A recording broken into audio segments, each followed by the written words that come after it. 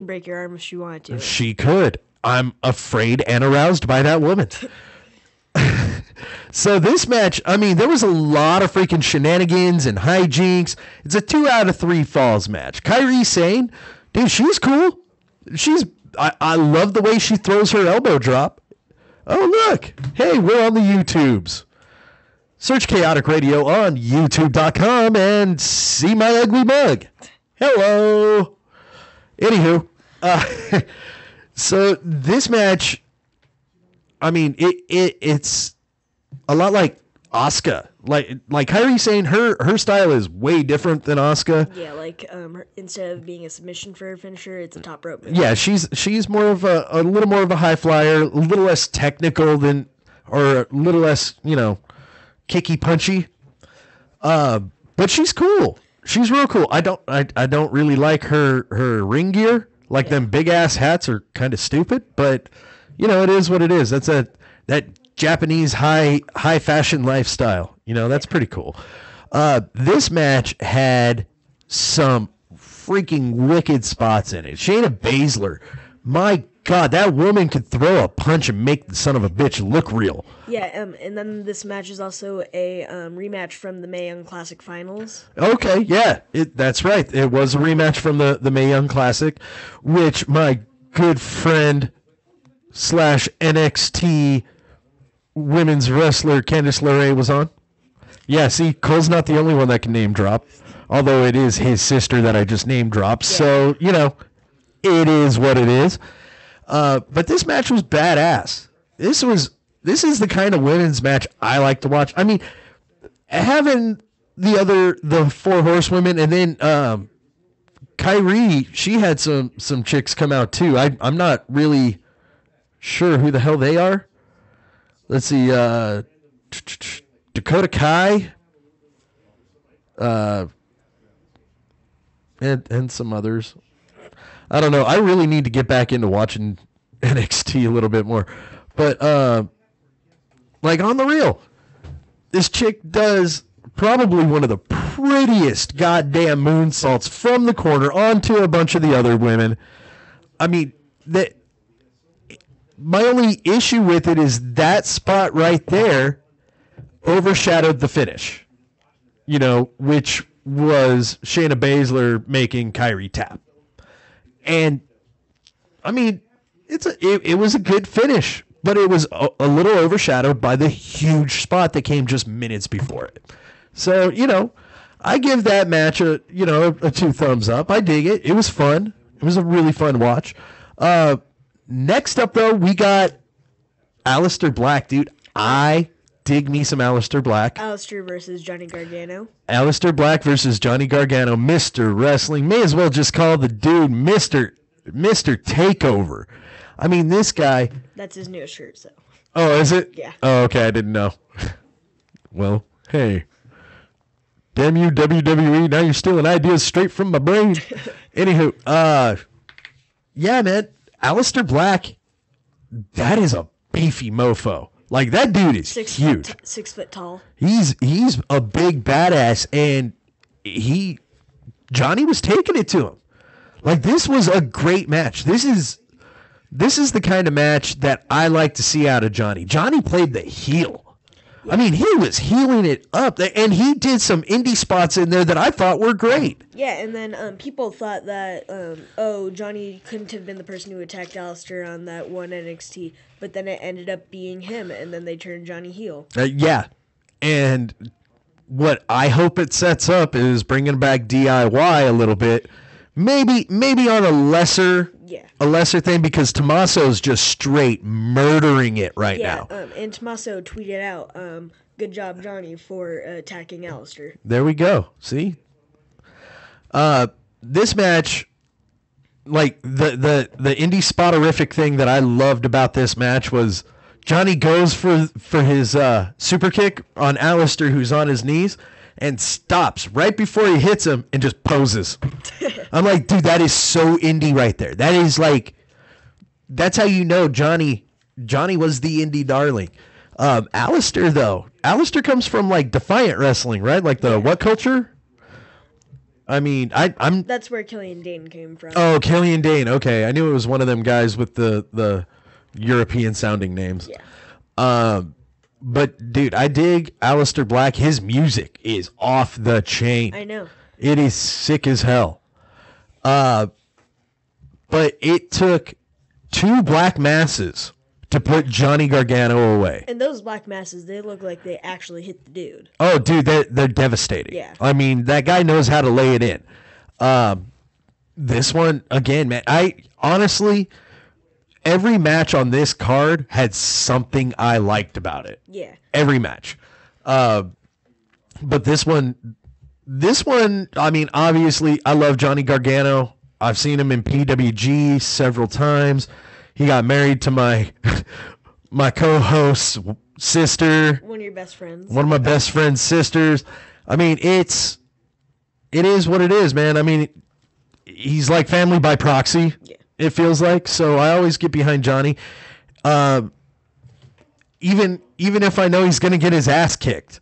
Like, I like it when Johnny plays the chicken shit heel. So I'm really digging the shit out of that. Damn. Stiff knees, stiff kicks, just freaking all over, man. Johnny took some punishment. They should just call him Johnny Punishment. All right, and then the next match, man. I mean, this one right here actually kind of surprised me. It's the NXT World Championship match, or NXT Championship match. Tommaso versus Velveteen Dream. Don't talk over me. This ain't sing-along time with The Rock, jabroni. I've seen Velveteen, okay? As a Prince gimmick, it's kind of okay. You know, he's really damn talented, though. I really like his finisher. He jumps from the middle rope area onto the top rope and then gives his elbow drop. Okay. It's like a BME. Yeah. You know what the BME is? No. Best moonsault ever. You know who did that? Who? Christopher Daniels. Oh, yeah. Shout out to Christopher Daniels. I know he ain't listening, but hey, I like him. So I'm going to shout him out. He followed me on Instagram. Did he follow you on Instagram? Yeah. Really? Christopher Daniels follows you on Instagram? That's cool. I dig that. I'm going to have to use your star power. I like your shirt, by the way. American Nightmare Cody. Love that kid. So, Velveteen Dream taking on Tommaso Ciampa, which there is no better heel in WWE right now than Tommaso Ciampa. I'm talking SmackDown, Raw, NXT. None of them have anything on Tommaso. Tommaso's awesome right now. He legit makes you want to kick his goddamn face in because he is just such a dick.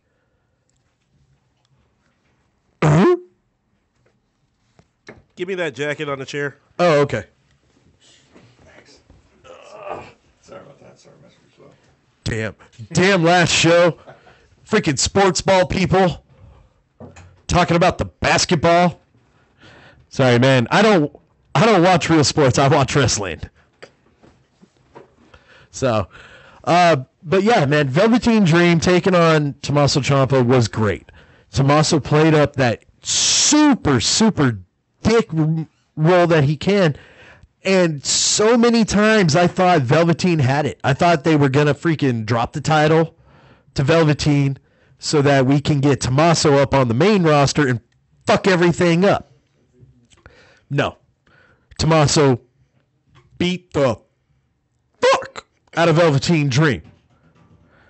Which, you know, I can't say that I hated it. I loved it.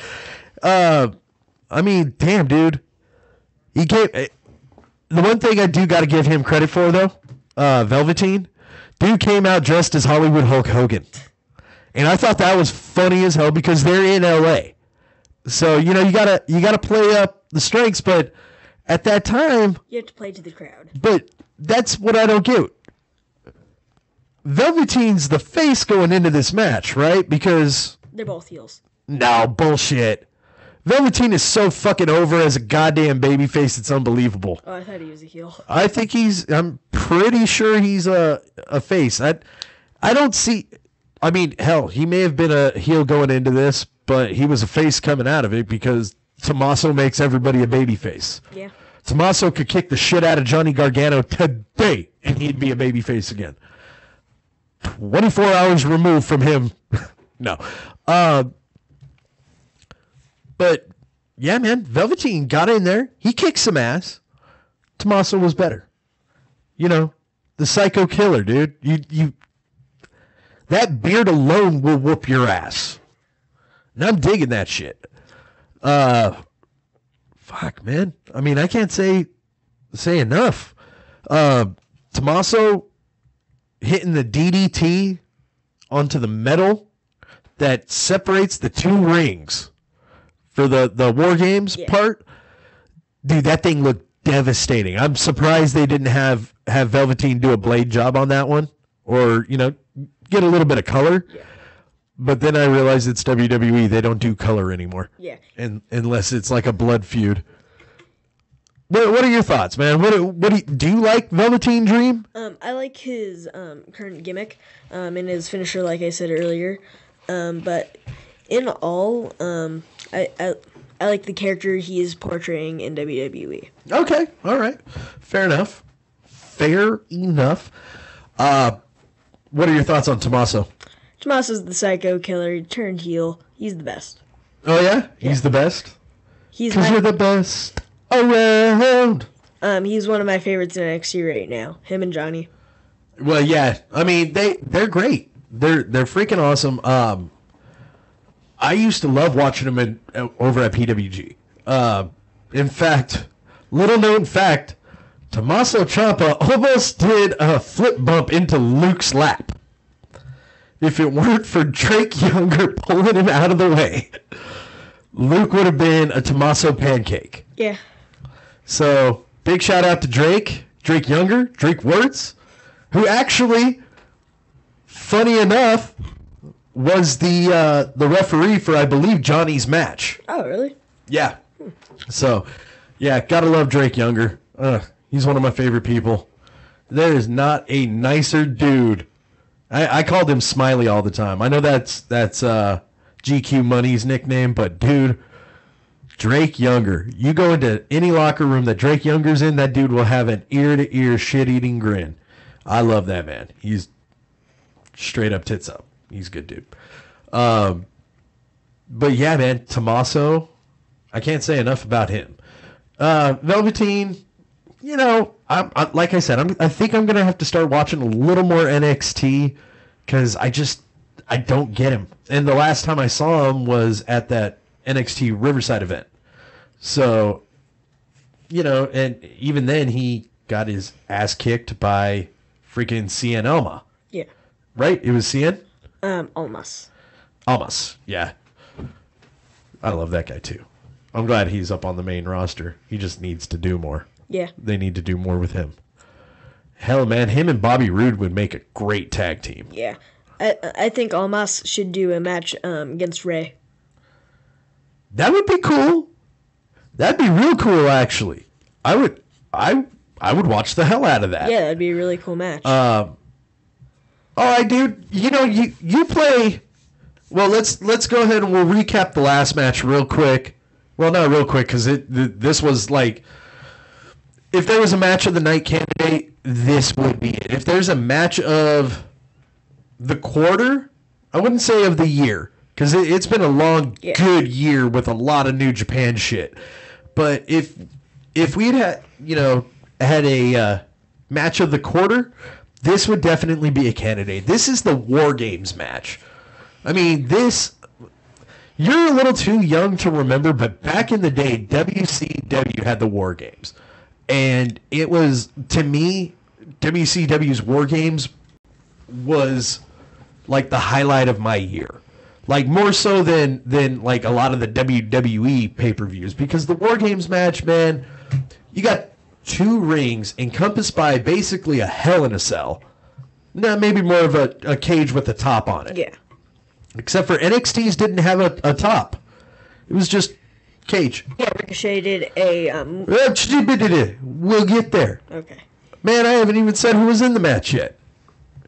Listen here, jabroni. All right. Anyway, so we've got, I guess, as you know, we got King Ricochet, who is by far one of the absolute very best wrestlers in the world right now. If you like a lot of flippy shit. Yeah. And I do. I mean, I guess I guess Velveteen is kind of a heel because he was going against Ricochet when Ricochet first came in. Yeah. But dude, after that match with Tommaso, he's probably firmly a face. Yeah. But yeah, I mean, Ricochet had kind of a fuck you moment against Velveteen. He just does a front flip over the top rope and lands on his feet and talks shit to Velveteen's face. Yeah. So that was Ricochet's entrance into NXT. And this dude, I've seen him in PWG. Some of my favorite matches with Ricochet in them are the Ricochet versus Will Ospreay. Oh yeah, dude, Ricochet versus Will Ospreay was a freaking phenomenal match. He's not. I love Ricochet, but he's not going to get matches like that in the WWE. He's just not. I mean, he's going to get matches that are close. He's always going to be as good as he is, but he's not going to get the kinds of matches that you can get on the indie scene or in New Japan or in Europe. I mean, you're going to get great Ricochet wrestling in WWE. You're not going to get I'm going to knock on wood, but you're not really going to get much of a 5-star Ricochet, King Ricochet match. You're going to get a 5-star WWE Ricochet match because WWE tends to water down a crap ton of their wrestlers. Yeah. I mean, Cassius Ohno should be legit murdering people. He's not. But then again, Cassius Ohno was legit murdering people about 80 pounds ago. I feel bad for saying crap about him because I legitimately like Chris Hero. Chris Hero's the flippin' best. Like, one of them. You don't do too much flippies no more, though. Anyway, so you got Ricochet. You got the UK champion, Pete Dunne. What's his nickname again? The Bruiserweight. The Bruiserweight. I do dig him. He's a good dude. I liked him better as a heel. Like Pete Dunne, the heel. Pete Dunne that I saw on the UK classic. Tournament. Yeah, the UK tournament. That's the Pete Dunne that I want to see. I know that they flipped him face. I don't know why. I don't either. I think it was just for this match. Possibly. Yeah. But Pete Dunne is going to get watered down too. Yeah. And then the War Raiders. I've never heard of these guys before. They used to do some of the not PWG, the What Culture stuff. Okay, so they're like Defiant Wrestling guys. Because there's no What Culture Wrestling anymore. Yeah. And honestly, I'm not going to give them cats a lot of credit under that name. Because I'm on the YouTube right now. Just search Kaotic Radio. And I basically do the same thing they do, but from California and not the UK. Yeah. So you got Pete Dunne, you got Ricochet, you got the War Raiders. You got them against some of my favorite wrestlers, like legit favorites. Undisputed Era. You got, hold on, don't piss on my parade, okay? You got my boy Roderick Strong, Messiah of the Backbreaker. The dude is probably one of my top 5 favorite current wrestlers. I love that guy, and I have for probably about a decade now. You got Red Dragon, Bobby Fish, and freaking Kyle O'Reilly. And mind you, Bobby Fish, if I'm not mistaken, got hurt during this match. but it was brutal. Bobby Fish is fucking devastating. Kyle O'Reilly right there with him. I love Red Dragon. I've seen them in PWG several times. I used to pick up their DVDs from highspots.com, which I'm trying to get as a sponsor. Anyway, and then you got my boy, Adam Cole, baby! Heading up the group. Unfortunately, my boys got their ass whipped. Yeah. I mean, it was a great match, though. I mean, there were spots for goddamn days. Go ahead and say it. You want to talk about the Ricochet spot. You go ahead and you talk about the Ricochet spot. My favorite spot in the match, Ricochet climbed to the top of the cell, and he did a shooting star press off of the cell. No, he didn't. No. Now, next time you need to not watch What Culture when they explain something, because what he did was a goddamn double fucking moonsault. He did a double goddamn backflip and landed on Adam Cole. Him and Mr. Bruiserweight. Pete Dunne. I like saying it like that because Dunn is just so done. They pinned Adam Cole for the win. I mean, just a great freaking War Games match. Again, just to give a little bit of history about War Games, it's a WCW pay-per-view. Or it was a WCW match. And you had guys like the Four Horsemen taking on Dusty Rhodes and, like, I want to say Magnum TA was in one of them with him and Legion of Doom, but I'm not positive. I'd have to go back and look. But damn, dude, you want to see some great matches? Go back on that network, and check out some of the old War Games matches. I mean, they are awesome. You got dudes chucking dudes between two different rings, and I mean, God, man, just some of the cool shit that they used to do. And we're talking back in like the 1980s, like when they didn't do cool shit. You're looking at the cameras, aren't you? There's one right there on me. Hello. And then one over there somewhere. Oh, it's right there. Let's see. Ooh. Anyway. All right, boy. I'm going to give you about 5 minutes to tell me anything you want about wrestling. No? All right. Well, then what we'll do is we'll go ahead and recap a little something that happened. Well, I believe it happened here in the States, but it's for a promotion that resides in the Asian hemisphere.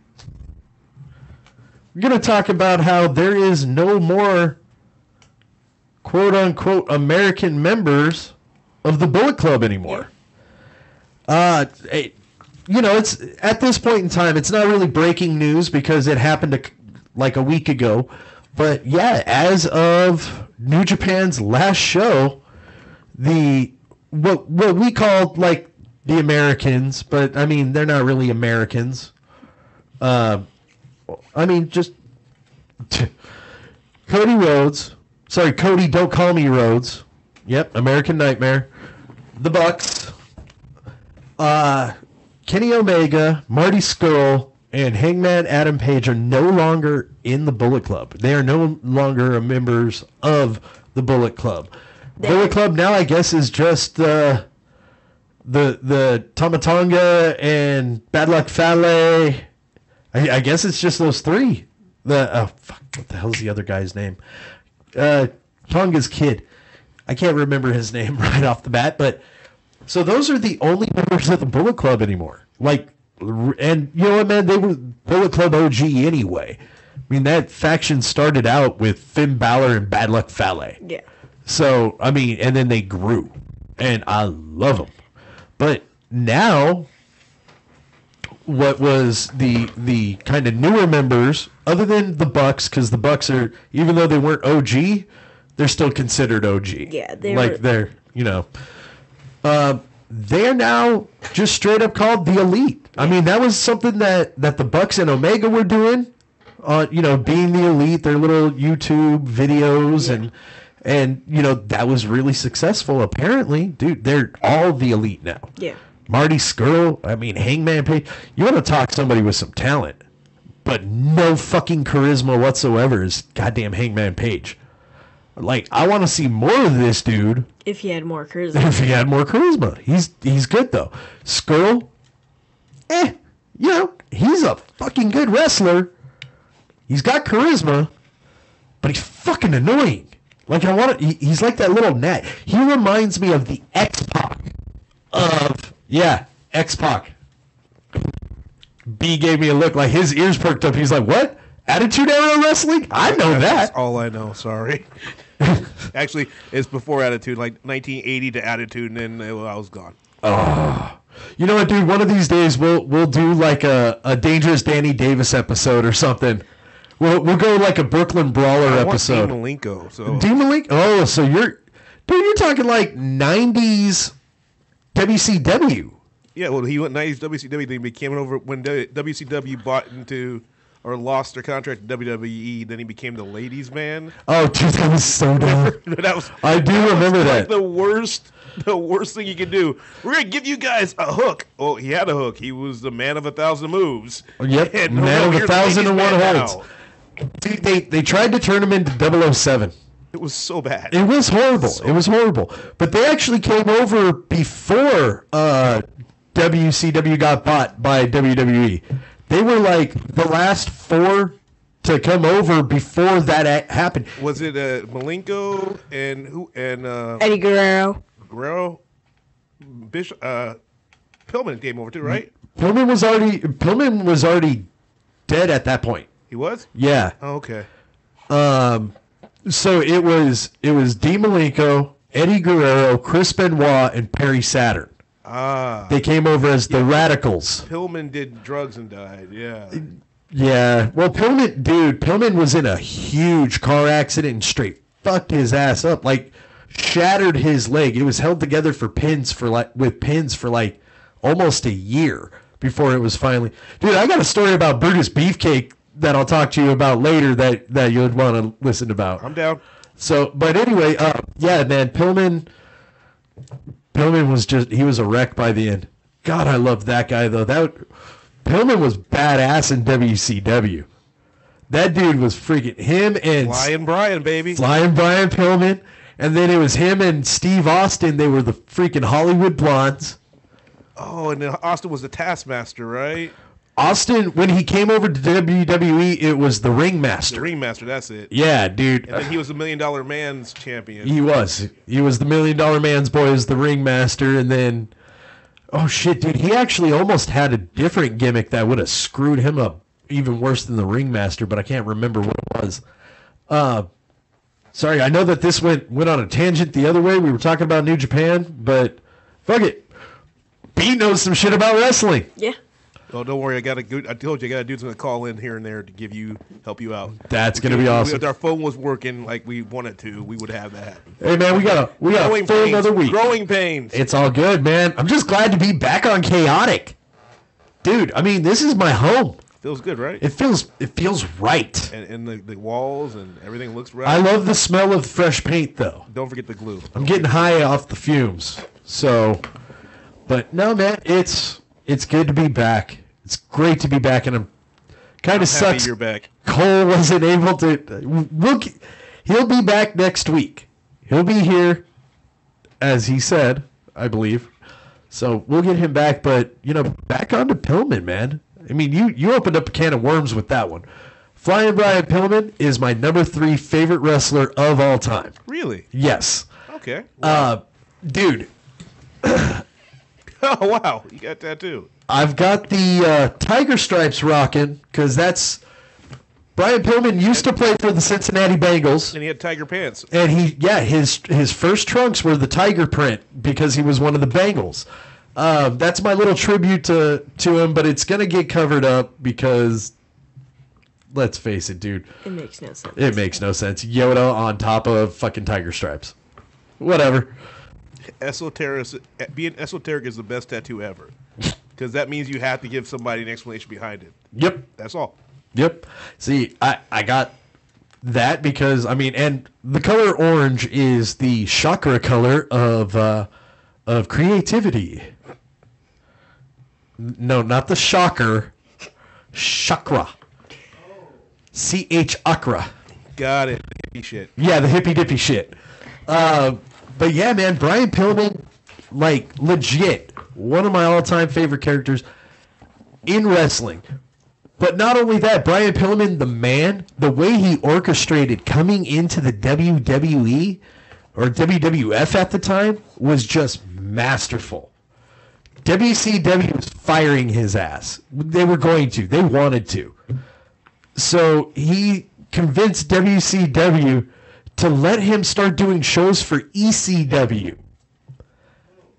Yeah, so he's doing ECW, and this is all while his leg is broken. He's not actually wrestling matches. He's just Doing promotion and stuff. doing promotion and shit. So he goes down, he's doing ECW shit, getting paid by WCW to do it, and then he's pitting WWE against the WCW to try to buy his contract, and that's how he got booked in WWE. Then he ends up being a part of the fucking Hart Foundation. That's awesome. Dude, and as much as I give Cole shit about being a Bret Hart fan, I mean, I know that my generation, you had two schools of thought, okay? You were either a Bret Hart guy or you were a Shawn Michaels guy. And I was always about the shit-talking Shawn Michaels.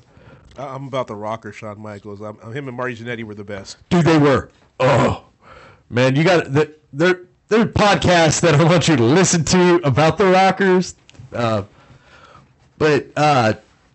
So when Brian comes in, Brian's automatically feuding with well, he wasn't feuding with Stone Cold at the time, but he comes in. He's a part of the freaking the Hart Foundation because he trained up there. He's one of the original Calgary kids, even though he's from, Cincinnati. Okay. So he trained up there with the Stu Hart, the Hart Foundation, Stu Hart's Dungeon.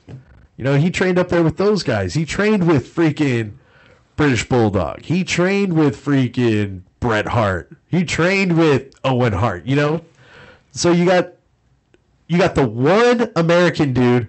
No, I guess there was two. I recently found out Jim the Anvil Neidhart was not Canadian. He's American? He's from Los Angeles. Really? Dude, he used to play for the Raiders. Really? Yeah. Awesome. See, look. Hey, look, I know something about sports ball. Yeah, you do. I'm proud of you. Hey, man, so was Bill Goldberg. He was an Atlanta Falcon. Anywho. Want to hear a funny story, Dad? Always? Okay.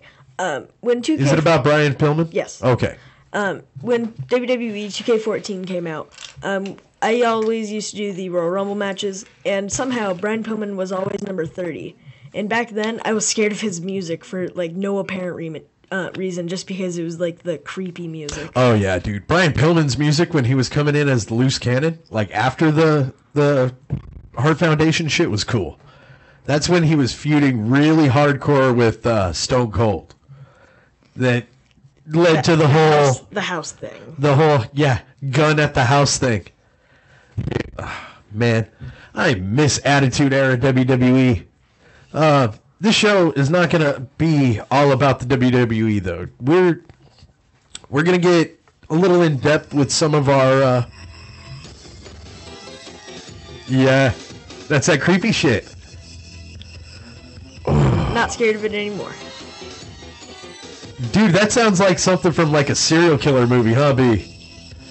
Oh, dude. It's not pleasant, I'll tell you that. No, it's not, man. It would literally give you the freaking heebie-jeebies hearing that music, and then you get Brian Pillman coming out and whooping some ass. And then in 2K14, the game, when you came out as number 30, you always did a close-up on your face, and Brian Pillman would have the crazy eyes going as the music went. No, dude, the loose cannon crazy eyes. God, I loved Brian Pillman. Dude, you want to see some cool shit, B? Go onto the network, look up. In fact, go onto YouTube, which I'm on right now. Hello. Go onto YouTube and check out some of the Hollywood Blondes matches, man. Their shit with Arn and Rick, Arn Anderson and Ric Flair, was just masterful. Some of the angles that they pulled with those guys were just fucking hilarious. And they to this day still have a really cool like finish move. Steve Austin would put the guy up on his shoulders, like laying across, like a fireman's carry. Pillman would just jump straight up and freaking drop kick the dude in the head. That's nifty. That it is, man. I'm trying to remember my favorite finishing move has to be though the Dudley Boys. Oh yeah, dude, 3D. Yeah, 3D. That's called an F5 now, right? No, man, it's a flapjack into a diamond cutter. F5. Yeah, no, RKO. RKO, that's it. Yeah, RKO. it's more like the RKO. Yeah, man, dude, for the longest time that was my favorite. Like, still to this day, it's got to be one of my top That fives. one and then the worm. So yeah. Oh yeah. Too cool. Oh. Yep. He knows. Yep, dude. I had one of them floppy hats, like what Scotty Too Hottie had. In fact, speaking of Scotty Too Hottie, that guy was here for a minute. No, but I used to have one of them floppy hats that he wore, and I cut it out on top, and I used to spike my hair just because I thought that was the dopest shit back when. And not only that, but I used to wear, because of the Dudley Boys, I used to wear camo pants. Yep. You know, and then with that on top, sometimes it was like people would be like, "Dude, who are you about, man? Are you about Too Cool, or are you about the Dudleys?" I'm like, man, if you could get the Dudleys and Too Cool to dance together, I'd be all about that shit. Didn't they make that happen? I don't think they did. I don't think the Dudleys ever danced with Too Cool. Oh, that sucks. Fun fact: Rikishi was my mom's all-time favorite wrestler. Just because she has great taste. She loved watching him do the stink face to people. Thought that shit was funny as hell. So. And now we have a 10-year-old action figure. Oh, dude, that's way older than that. Oh. I got that when Rikishi was still like the man. Oh. Like before he did it for the Rock. How many iterations has Rikishi been through? Okay, so Rikishi was part of like the Wild Samoans. Yeah. Then he was a part of the Samoan SWAT team. And it was a different character because the Rikishi, he was just going as like Fatu when he was part of the Samoans. Fatu, that's what I was trying to remember. And then he was Fatu again as the Samoan SWAT team, but it was more of a hip-hop gimmick. You know, no mustache, goatee, nothing like that, but he used to wear like the freaking Nike sweatsuit kind of thing with the chains and shit, you know. Then he was the Sultan, which was funny because he used to come out. I don't remember that one at all. He shaved his head completely bald. He had this red like mask that came like right here. Yeah, I remember that. And freaking Brooklyn Brawler as Kimchi was his manager, or Slick. One of them two guys was his manager, which was cool as shit. Then for a while he like did nothing. Like it went from being the Sultan to a couple years later he was Rikishi, and it was just at first it was just a sumo gimmick trying to kind of rip off Yokozuna, and then one night Too Cool got him to dance with them, and then the freaking rest was history. And then he did it for The Rock. And now he's just Jimmy and Jay's dad. Yeah, and now his kids are tag team champions and shit, dude. Really? Yeah. Yeah. Twins. He had twin boys named Jimmy and Jay, and those dudes are badasses. They kind of have the Samoan SWAT team gimmick going on right now.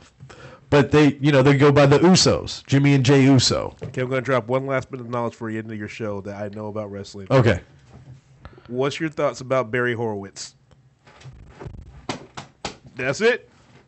Gotta give yourself a pat on the back for Barry Horowitz. Just because I knew it, right? Barry Horowitz, if I'm not mistaken, has a record of like 500 losses and like 3 wins. Yeah. Barry Horowitz he is was the jobber. He was the jobber. The jobber. When we were kids, if you heard that Hulk Hogan was going to be on Saturday night or like that Saturday morning wrestling show that came on after cartoons, he was more than likely going to whoop the shit out of Barry Horowitz or the Brooklyn Brawler. Yep. So, oh my goodness gracious. Great balls of... What? What were you going to say? And now the jobber for WWE is Kurt Hawkins. Like 230 losses or something Poor like that. Kurt Hawkins. Anyway, My God, B, was that my first hour's almost up already? Your hour's up, yeah. Holy shit. All right, people. That was Heel Talk Radio. Feels good, right? It feels real good. Oh, God, B, it feels like home. Feels like home. Like we should have a turkey dinner on Thursday right here. Nah. I'm doing prime rib. Yeah. So, all right, everybody. My name is Jeff Maverick. Luke Maverick on the pink the pink microphone, and engineer owner B helping me out. Oh, going out to some Too Cool. Oh.